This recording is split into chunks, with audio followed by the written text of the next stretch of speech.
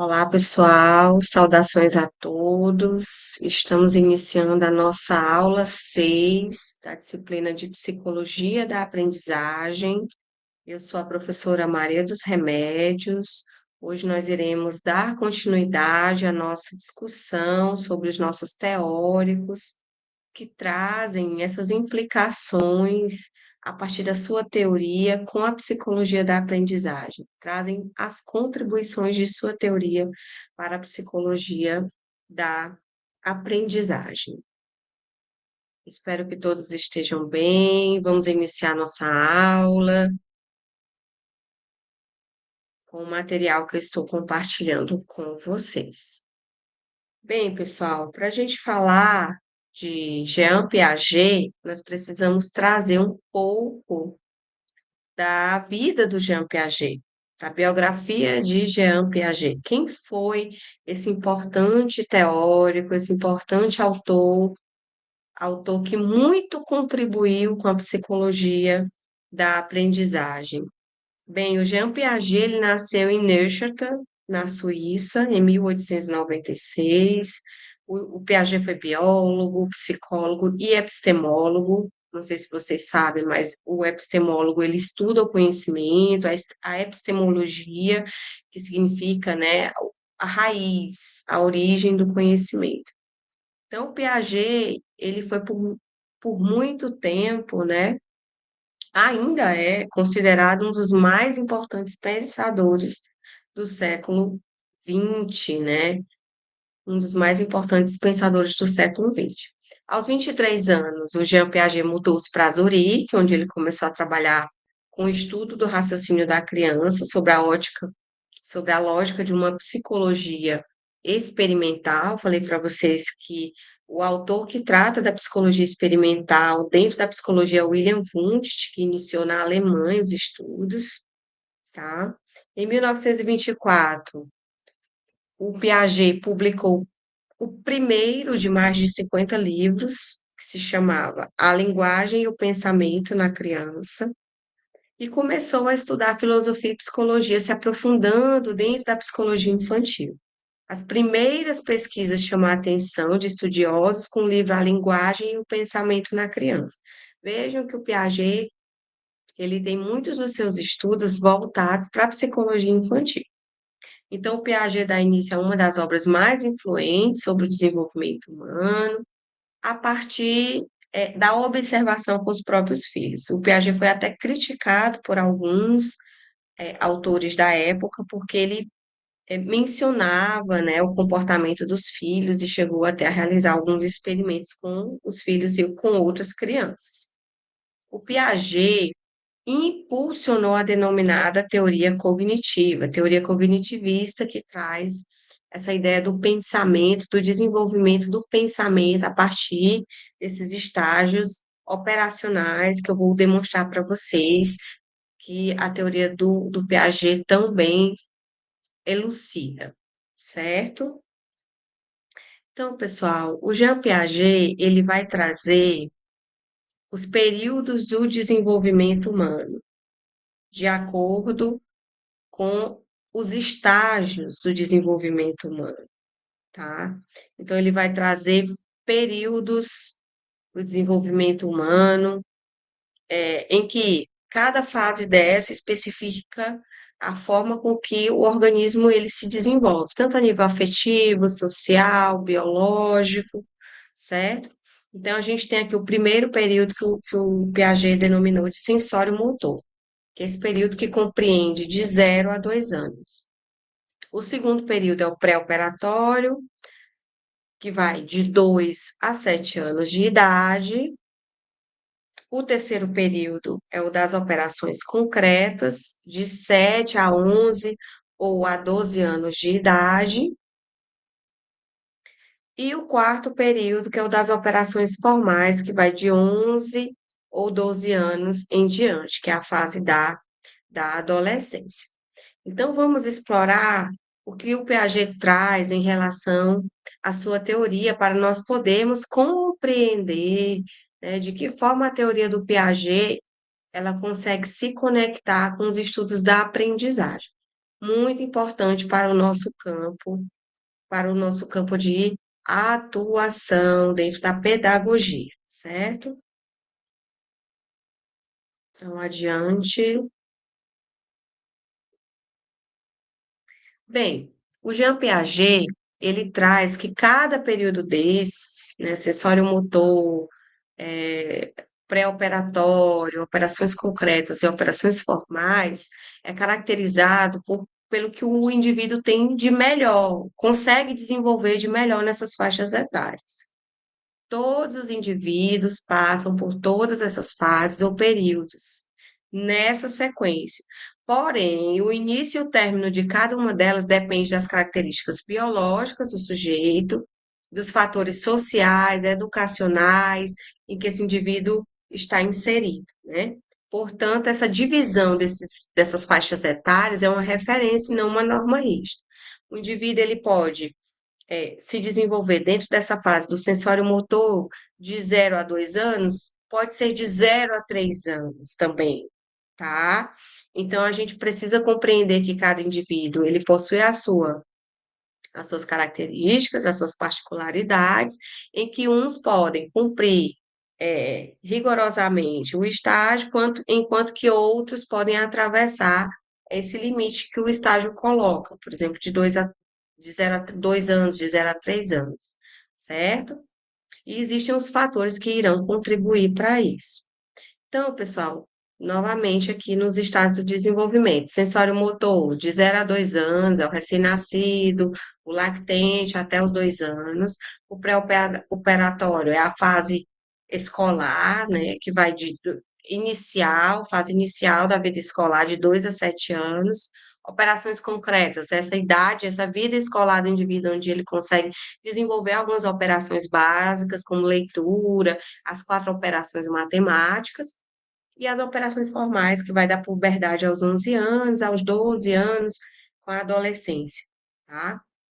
Então, a gente tem 4 estágios do desenvolvimento que o Jean Piaget ele vai trazer para nós.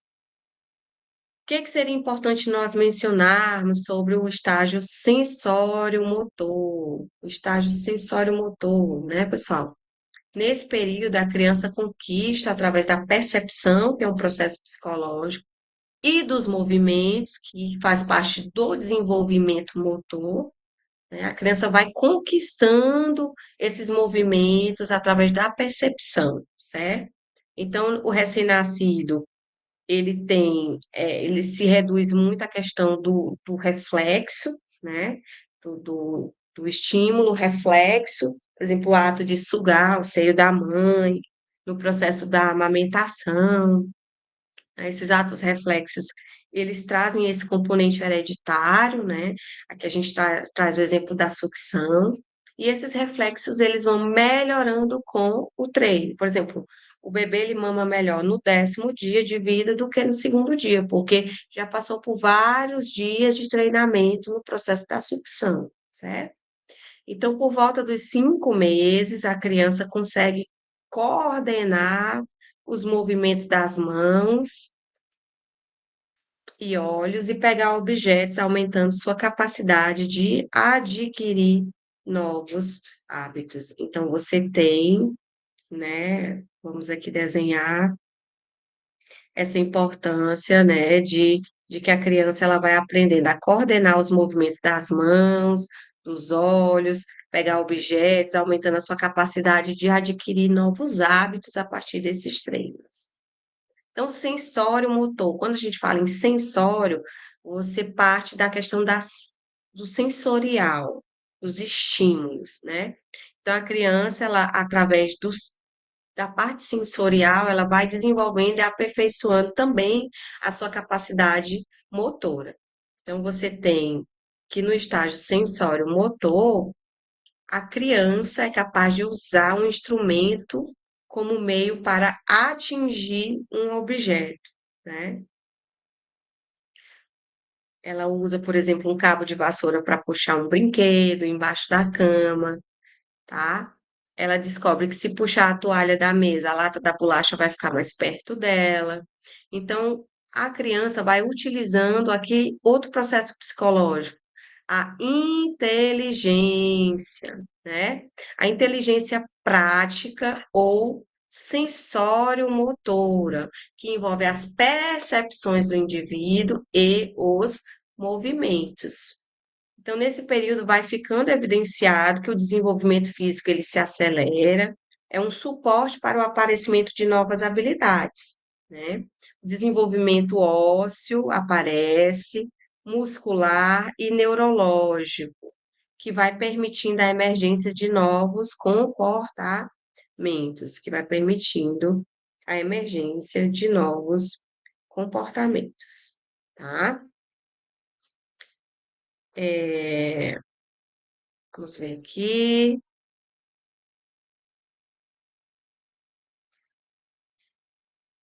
Tá. É, que comportamentos motores vão sendo desenvolvidos também, né, pessoal? Aqui no estágio sensório-motor.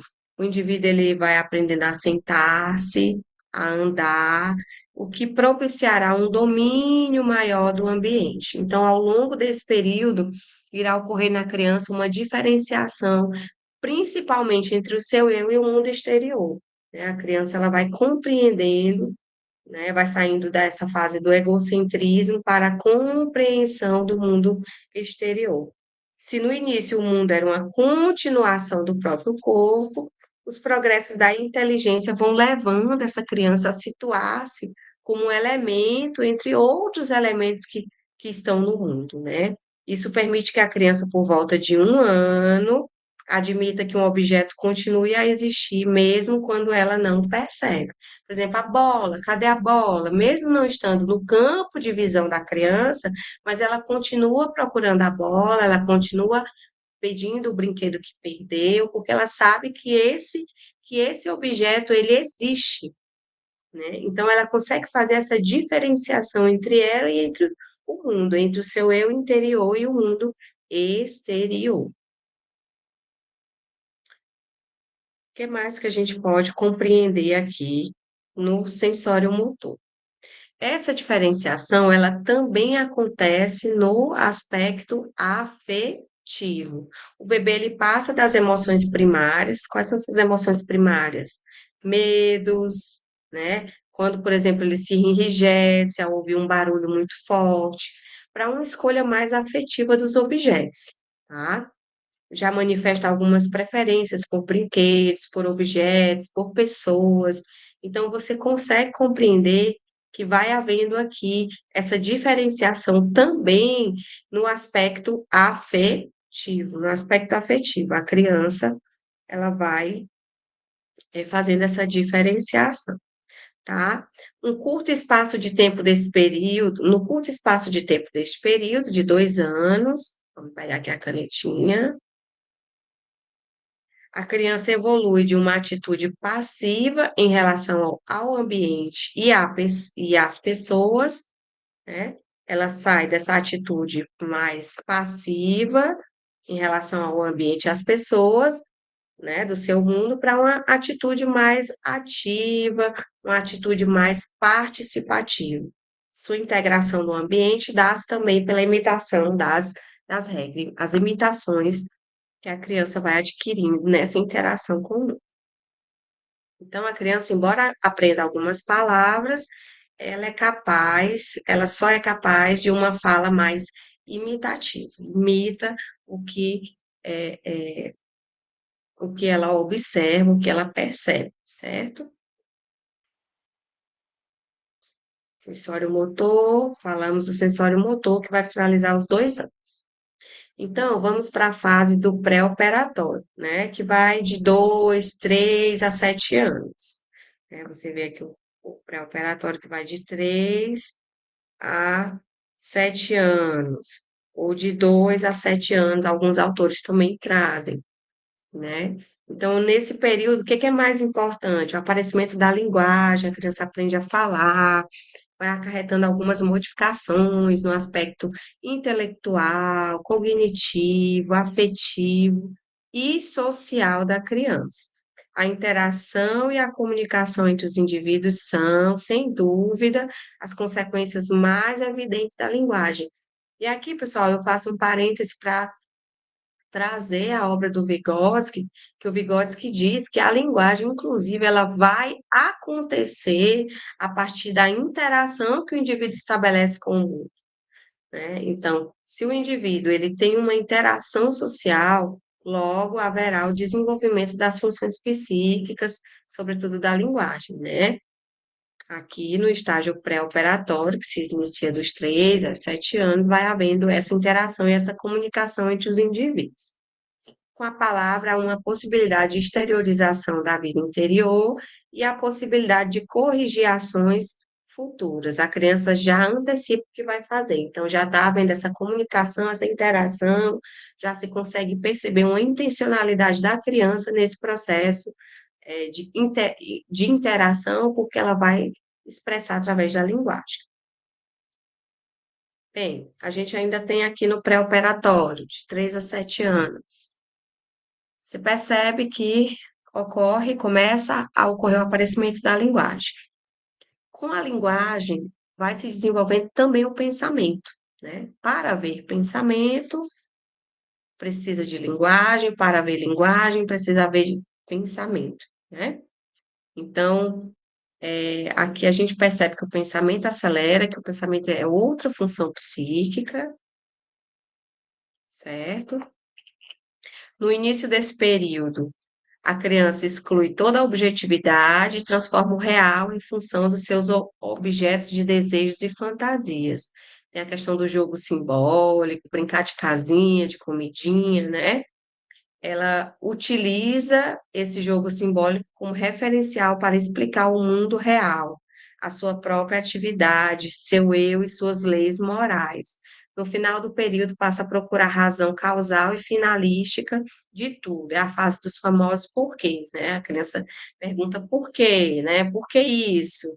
Por que aquilo? É um pensamento mais adaptado ao outro e à realidade, ao real, não ao imaginário, ao fantasioso, no final do pré-operatório, que já se dá por volta dos 7 anos. Ali, entre 6 e 7 anos, você já consegue perceber que a criança também faz esse julgamento moral, o que é certo, o que é errado. Não é certo pegar o lápis do coleguinha, né, a borracha do coleguinha. Então, no final do estágio pré-operatório, por volta dos 6 aos 7 anos, a criança já consegue ter isso bem desenvolvido, a questão do desenvolvimento moral também. Como várias novas capacidades, surge muitas vezes, né, a superestimação da capacidade da criança nesse período. É importante que grande parte do seu repertório verbal, né, que é usado de uma forma imitativa, é importante que se estimule esse repertório verbal, que ela utiliza dessa forma imitativa, né? Ela tem dificuldade de reconhecer a ordem em que mais de 2 ou 3 eventos ocorrem, não possui conceito de número. Esse conceito de número, ele vai acontecer já no final dessa fase, que a criança já vai começar a compreender, né, esse conceito de número. Quantos objetos correspondem ao número 2? Quantos objetos ao número 4? Ela ainda está centrada em si, ocorre uma primazia do próprio ponto de vista, né? A criança vai trazendo a questão do egocentrismo ainda no início dessa fase, né? Porque ela vai saindo do estágio sensório motor para o pré-operatório, então no início, 3, 4 anos, ainda prevalece muito essa linguagem egocêntrica, o que faz com que ocorra uma dificuldade no trabalho em grupo, né? É, essa dificuldade se mantém ao longo do período, na medida em que a criança vai colocando, vai conseguindo se colocar sob o ponto de vista do outro, vai perdendo mais desse egocentrismo que vem nas primeiras fases do desenvolvimento da criança, certo? E no aspecto afetivo no pré-operatório, a gente tem alguns sentimentos interindividuais, sendo que um dos mais relevantes é o respeito que a criança nutre pelos indivíduos que julga superiores a ela, por exemplo, em relação aos pais, aos professores, às figuras de referência que aparecem, né? é um misto de amor e temor. Seus sentimentos morais refletem essa relação com estes adultos significativos. Aí você vê aqui outro conceito de julgamento moral, que vem a questão da obediência, a diferenciação entre o bem e o mal, né? O que que é certo, o que que é errado, a vontade dos adultos, o que que os adultos pedem para que a criança faça, né? Com relação às regras, mesmo nas brincadeiras, concebe-se como imutáveis e determinadas externamente. Mais tarde, a criança vai adquirindo a noção mais elaborada da regra, concebendo-a como necessária para organizar o brinquedo,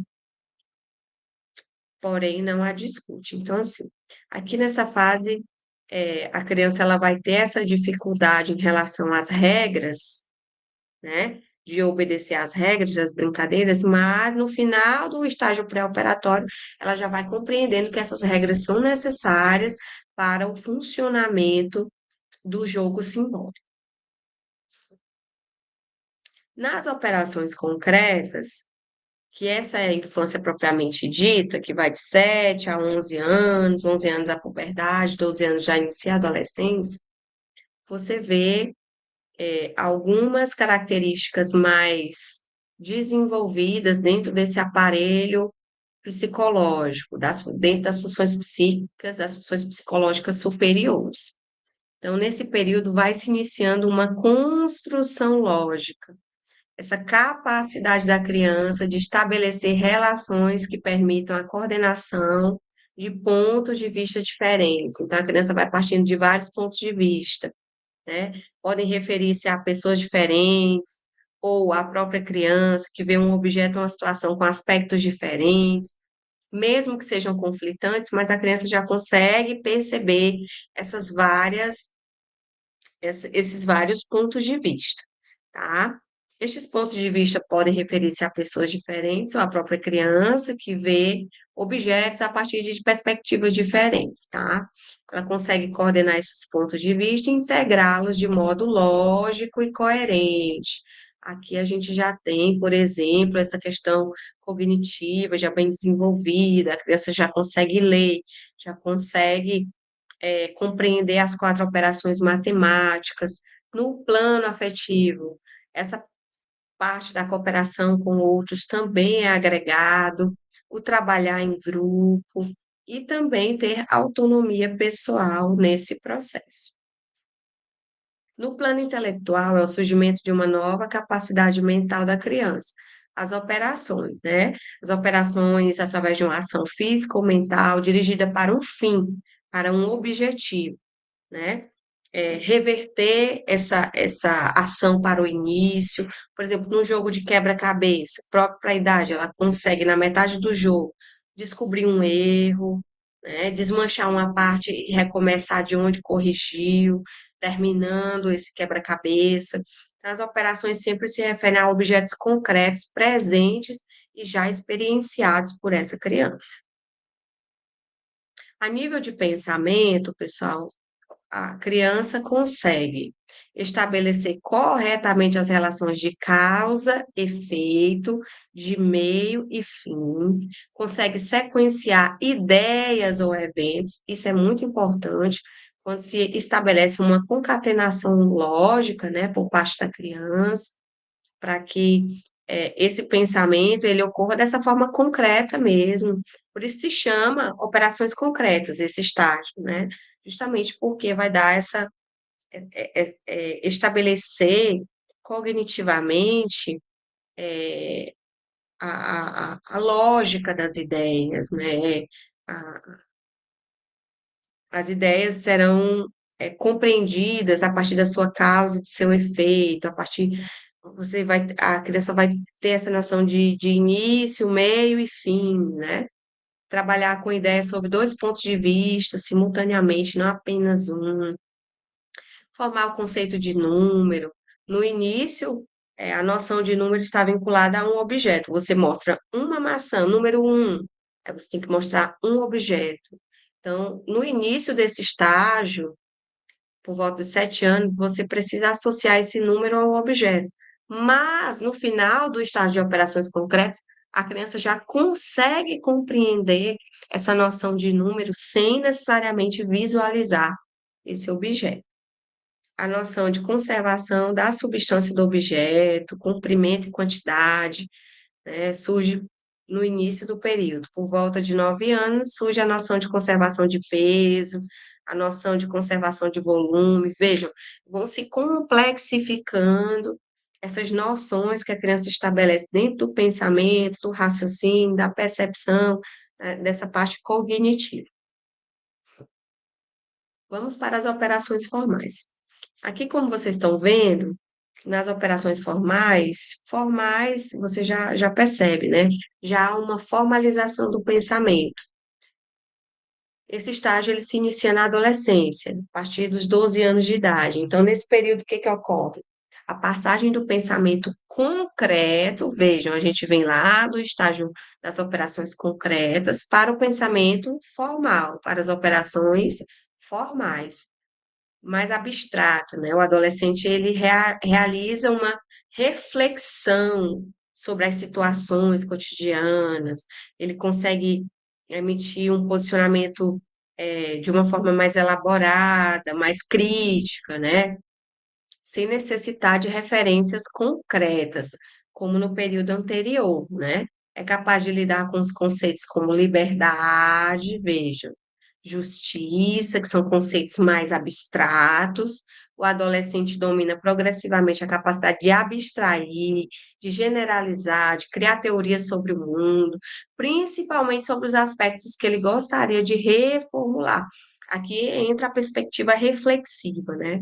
Graças a essa capacidade de reflexão espontânea, que cada vez mais é descolada do real, então o indivíduo ele tende a tirar suas próprias conclusões a partir de hipóteses. Então veja como a adolescência ela vai aparecer como esse estágio de operações formais, onde o pensamento está mais ordenado nessa perspectiva abstrata, reflexiva, onde o indivíduo ele consegue, tem essa capacidade de generalização, de reformulação, de reflexão acerca de determinados conceitos e situações cotidianas.